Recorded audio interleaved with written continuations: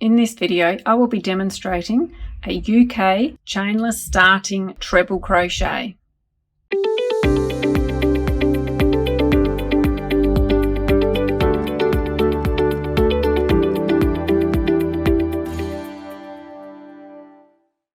Extend your working loop to the height of the round.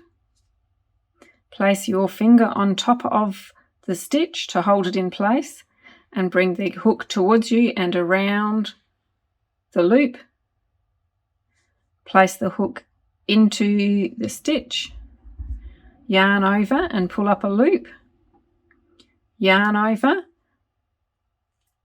pull through two, yarn over, pull through two.